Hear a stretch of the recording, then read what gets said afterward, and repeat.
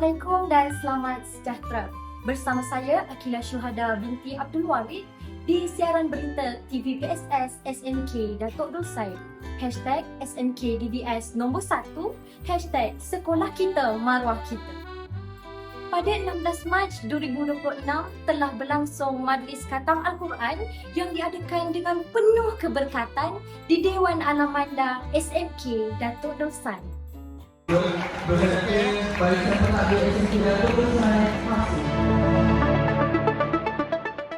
Sirih berlipat, sirih pinang, sirih dari Pulau Mutiara. Menghormati Puan Haji-Haji kerana limpahan kurnianya dapat kita berkumpul pada pagi yang Pada hari yang penuh keberkatan ini, kami berhimpun di majlis penuh.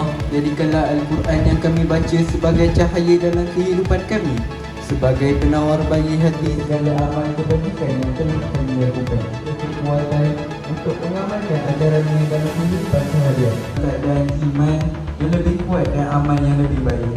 Jadikanlah kami dalam kalangan hamba-Mu yang soleh dan berjaya. Rabbana. Ya. Okey.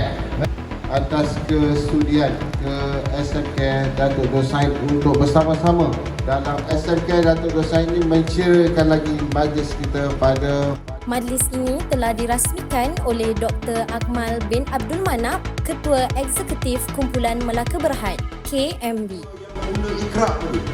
تلي بلوكم أيكم أحسن قريب إليك البصر خاسئا وهو حسيبكم عذاب السعير وللذين كفروا بربكم إلا في ضلال كبير وقالوا لو Majlis ini disertai oleh para pelajar, guru-guru serta warga sekolah yang bersama-sama menghayati kepentingan membaca dan mengamalkan Al-Quran dalam kehidupan seharian.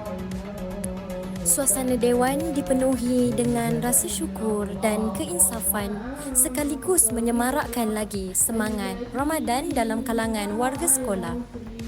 فيها الأنهار خالدين فيها بفضلك وجودك وكرامك يا كريم بتلاوة القرآن يا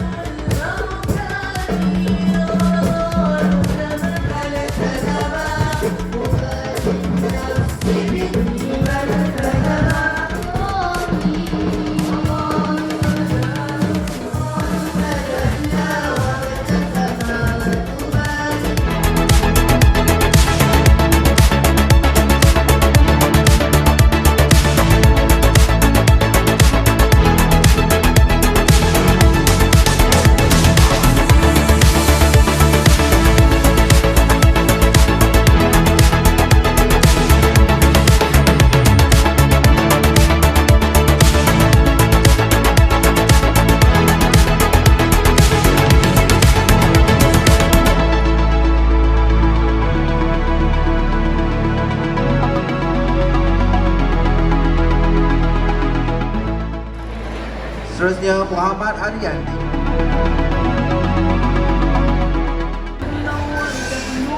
Muhammad Amirul Iqbal, Muhammad Denis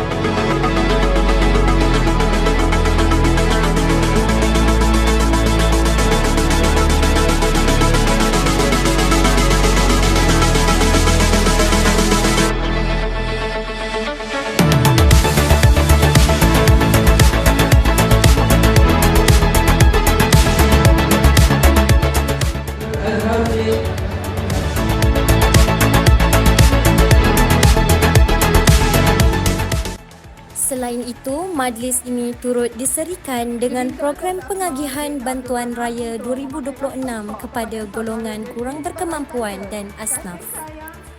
Bantuan ini diharap dapat meringankan beban serta membantu mereka membuat persiapan menyambut Hari Raya Aidilfitri yang bakal tiba.